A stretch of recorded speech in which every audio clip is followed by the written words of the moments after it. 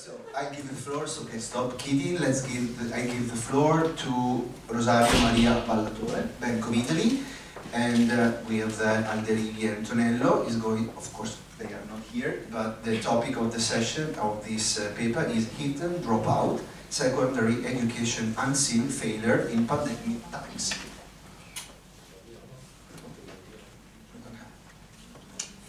Okay, we have the microphone if you want. Thank you very much. I'm very happy to be here with you today and share the results of this project.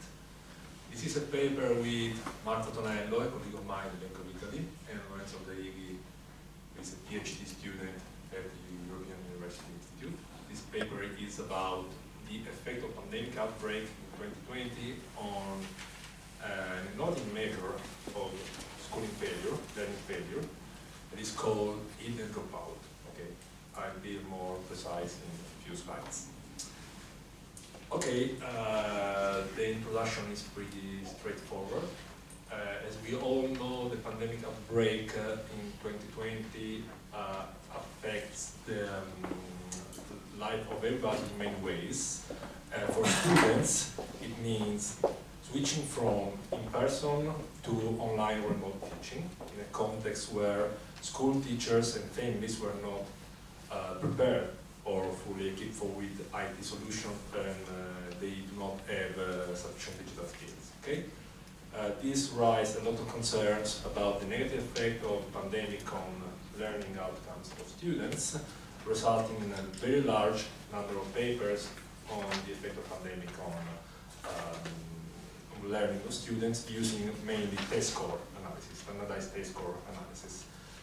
They focus on students at the beginning of their educational path, typically primary school students or junior high school students, and they found heterogeneous effects based on socioeconomic status and past performance, and periods of school closure and learning environment. This paper will move forward with respect to a standardized analysis based on test score, and we try to see if these learning losses translate into a failure to achieve the minimum level of skills required for a given school grade. Okay, so it's a different thing. Why this is important? Because this educational failure cannot be seen alone in standardized test score analysis, and because it is masked by formal academic success in passing one grade to another. Okay, and this is even more important for high school students because they are close to the end of the school path and they have no time to recover because they left school the last grade of high school. Okay, we use a very noted measure of educational failure provided by INVALSI, particularly by RICI in 2019, that is called hidden dropout, and it refers to students who formally complete high school, secondary school, but they did not acquire the skill or demonstrate the competence required for the grade reached. Okay, but they are students who got a diploma. Okay, this is a very different measure with respect to the standard dropout, that are students who are no longer enrolled in secondary school and have not received a secondary school diploma or recognized equivalent. Okay, we try to estimate the effect of pandemic outbreak using the exogenous variability generated by pandemic in 2020, and we compare two cohorts of students within school, one cohort affected by pandemic and the other one that is not affected by pandemic within the same school. And of course we use INVALSI data, microdata from INVALSI covering the universe of students attending high school in Italy. So why grade 13 is important? Because of course it's a turning point in each student's life. They have to decide to start tertiary education or enter in the labor market, so it's very important for them. And because since they already left the educational system, they cannot recover the learning loss accumulated due to pandemic. And Another reason why it is important to estimate this effect on grade 13 is because, of course, there is scarce evidence on the impact of pandemic on high school students. And they are, moreover, they are those who experience the longest period of school closure in the academic year 2020-2021. So there are a lot of papers on learning loss due to pandemic. Most of them look at the effect on standardized test score. And very recently, De Paula and co-authors try to estimate, to disentangle the effect of school closure. They try to disentangle the effect of remote learning from the general effects of pandemic disruption. Okay? We contribute to this literature, of course, using, as I said before, an innovative measure that highlights the educational failure, and our hidden dropout measure. We focus on the last grade secondary school, and for the reason I said before, it is very important to focus on grade 13. So this is the general outline. Now I have a couple of slides on the educational system in Italy and a couple of slides on the pandemic outbreak timeline, but maybe I can skip and I try to summarize them by saying that we focus on all tracks of grade 13, academic, technical, and vocational, and by showing that grade 13 high school students are those who display the lowest share of days at school during the second wave of pandemic, the 2020-2021 school year. So this is it's very important to estimate the effect on this particular cohort. Okay, we use microdata from INVALSI for grade 13, and we link data for each student. Their past performance observed in grade 10. Of course, these are low stakes tests. It means that there is no incentives or for school or for teacher to achieve this particular assessment. We merge the INVALSI data with performance with a lot of personal variable, personal and family variable coming from a very rich student questionnaire that collects information on additional individual and socioeconomic characteristics. As I said before, we add information on two cohorts of students, and we call the pre-COVID cohort, that is the students belonging to students taking the test in grade 13 in academic year 2018-2019, and they left the schooling system before the pandemic outbreak the subsequent year, and we have a pre-COVID cohort that are students that took the test in 2020-2021 school year, experiencing 1 year and a half of pandemic. So we use a new variable provided by INVALSI that classifies students into 5 increasing level of ability. This is the result of an accurate psychometric analysis that identifies the true student's performance and true student's ability. INVALSI identifies level 3 as the minimum threshold of knowledge and skills that students should have by the end of high school. And we define our hidden dropout measure as a dummy variable, equal 1 if students fail to reach level 3, both in math and in Italian. This is our descriptive statistics, as you can see in the panel lab, in top panel of the table. By comparing the pre-COVID cohort with the COVID cohort, we have 17% of students that are hidden dropout in the pre-COVID cohort, and we have 30% of students that are hidden dropout in the COVID cohort. So this is the main evidence we show in this. This is our preliminary evidence in this paper.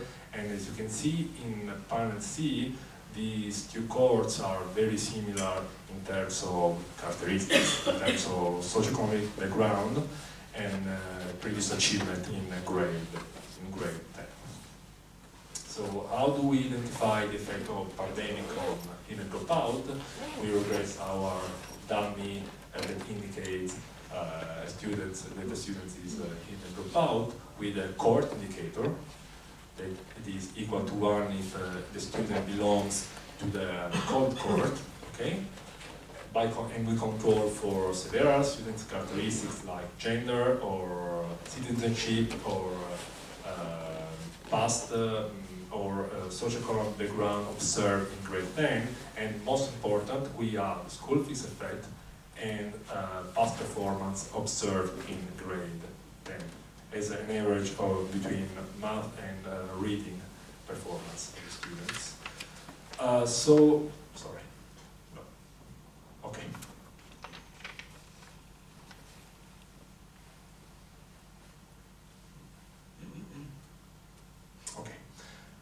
So the outbreak of pandemic offers, of course, a natural experiment, and we can compare two very similar cohorts within the same school, and we can compare the outcome in terms of probability of being hidden dropout. The main assumption to attach a causal interpretation to beta-1, that is our main coefficient, is that pandemic, of course, affect the COVID cohort in an exogenous way. There are no reasons to believe that this is not the case.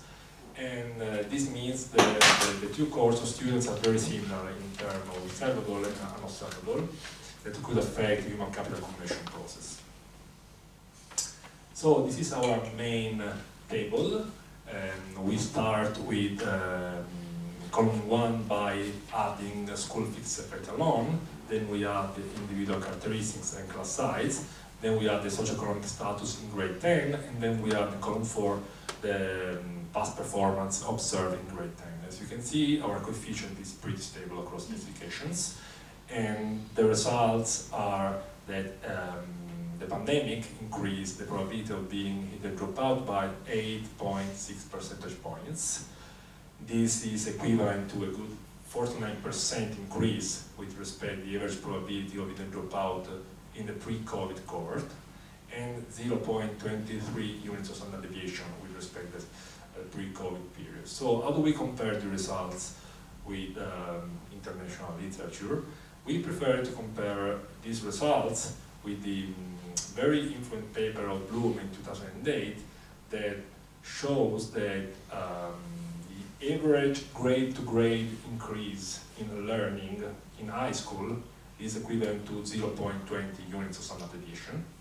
So if we compare our 0.23 units of standard deviation, this means the pandemic completely offset one entire year of learning accumulation.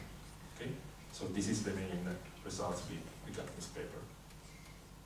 Of course, we have a very different robustness checks. We try different specification of the attainment grade 10. We exclude from the sample students with missing values in either math or in Italian test in grade 10. We